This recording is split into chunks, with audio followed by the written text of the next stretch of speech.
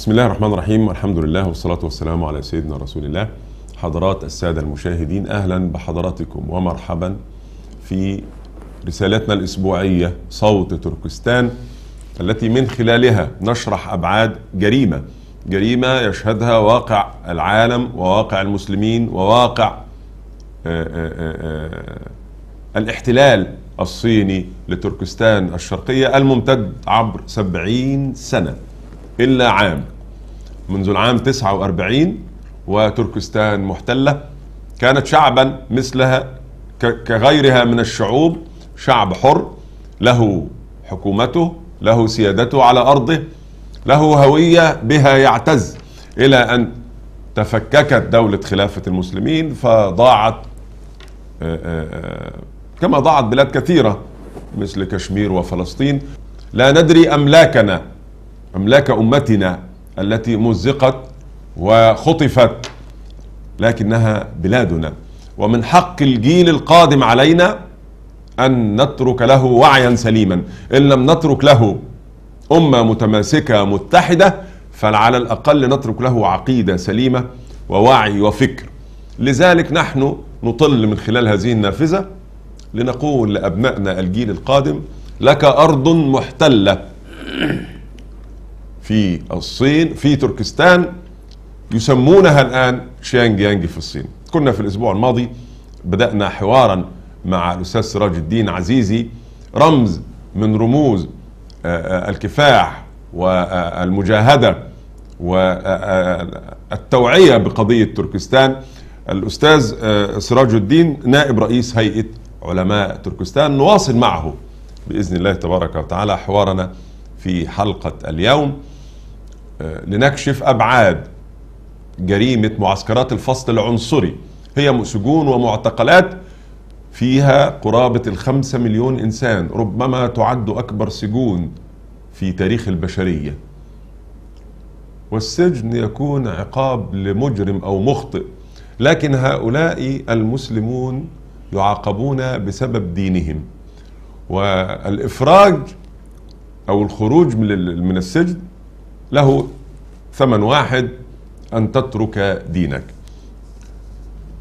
أهلا ومرحبا شيخ سراج. تحدثنا في الأسبوع الماضي عن بعض خلفيات القضية والتعامل الدولي معها، والآن نريد أن ندخل بأفكارنا داخل هذه السجون والمعتقلات. لماذا أقامت الصين معتقلات لشعب تركستان على أرضه؟ بسم الله الرحمن الرحيم. بالنسبة لهذه المعتقلات، هذه ليست جديدة، يعني منذ أن احتلت الصين تركستان الشرقية قبل 70 عام هذه المراكز موجودة، لكن بأسماء مختلفة.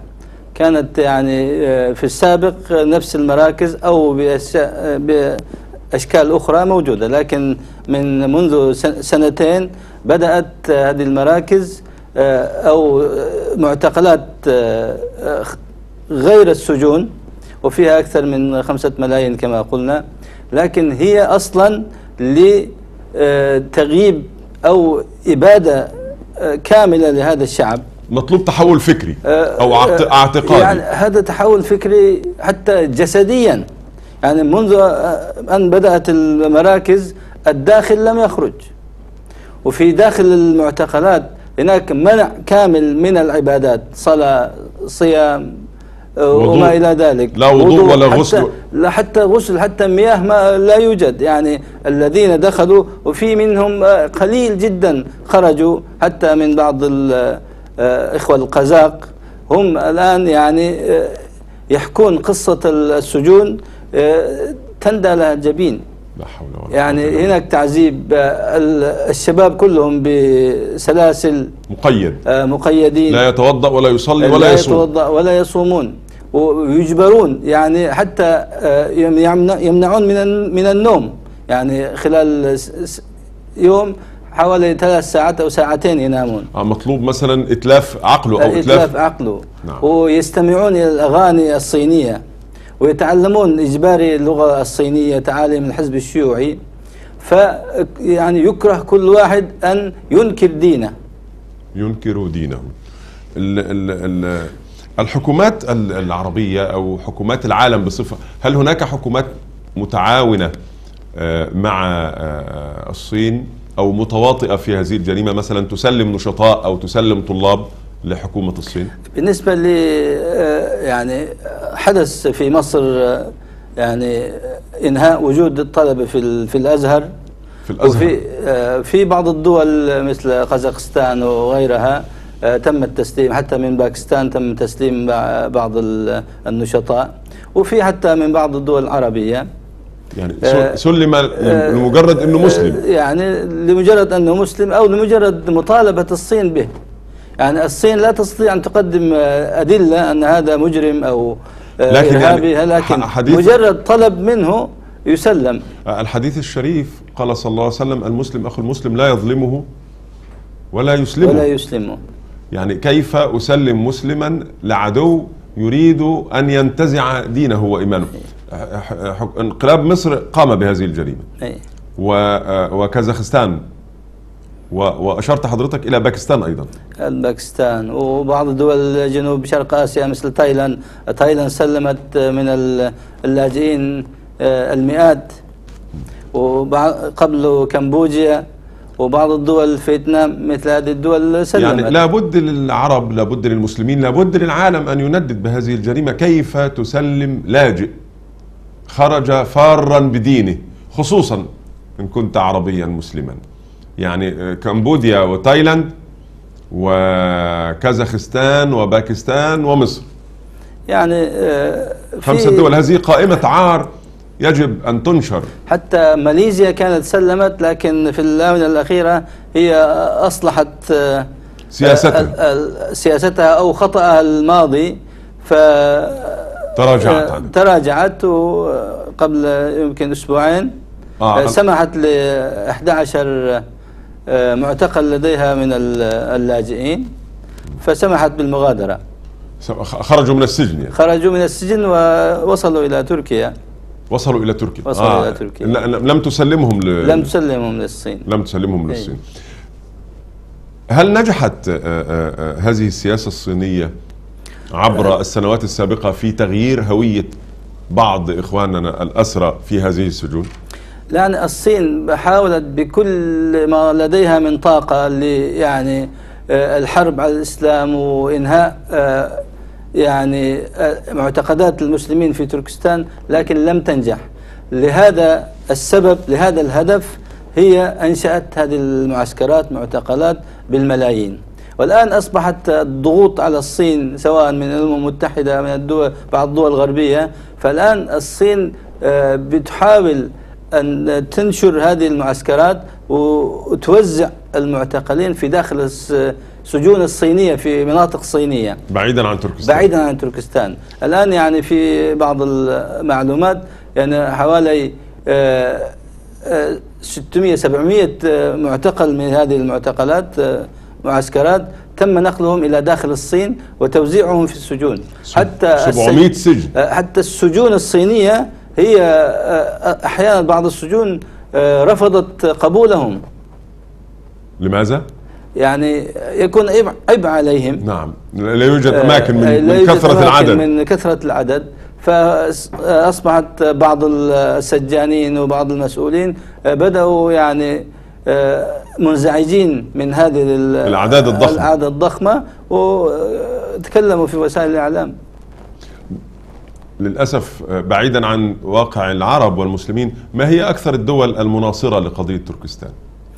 يعني كنا دائما نقول أن تركيا هي أكثر الدول المناصرة لقضية تركستان، مع أنها خفت في الآونة الأخيرة مع ضغوط صينية، ومع ذلك تركيا هي التي فتحت أبوابها لجميع التركستانيين من كل العالم. هذا بحد ذاته يعني مناصرة، ونأمل من الدول الإسلامية كذلك يعني يفتحوا أبوابها. غير تركيا. من غير تركيا؟ غير تركيا، حتى في المملكة العربية السعودية أغلب التركستان موجودين، يعني من 70 سنة ما زالوا متواجدين. فإن شاء الله هذه المناصرة نأمن أن تكون من كل موقف الدول. الكويت مثلا إذا سألنا عنه، حتى موقف الكويت يعني أغلب الدول العربية والإسلامية موقفها غير واضح بالنسبة لقضية تركستان. يعني لا نستطيع أن نقول أن هناك من بين العرب والمسلمين داعم لتركستان غير تركيا والسعودية تقريبا. يعني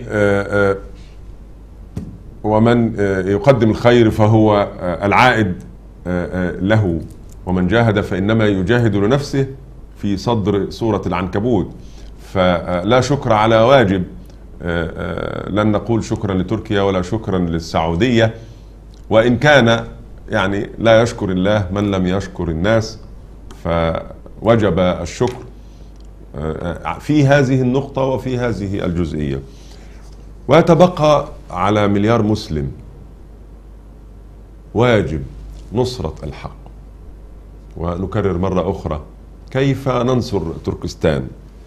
لك أبناء ولك ذرية، علمهم أن لهم إخوة وأقارب وأعمام وعمات يعانون من احتلال غاشم مجرم يريد منهم ليس الأرض فقط، ولكن يريد منهم أن يكفروا بربهم. علم أبنائك أن الصين تحارب المسلمين، علم أبنائك أن هناك شعب يسمى أهل تركستان يعانون منذ 70 عاما.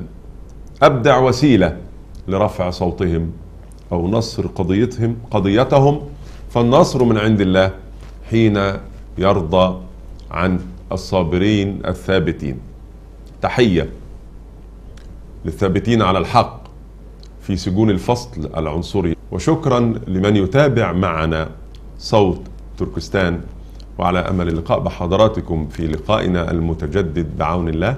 نشكر باسمكم فضيلة الشيخ سراج الدين عزيزي ضيفنا الليلة، ونتمنى لحضراتكم الثبات على الحق والإيمان. جزاكم الله خيرا على هذه الاستضافة. أهلا وسهلا، نراكم في الأسبوع القادم إن شاء الله.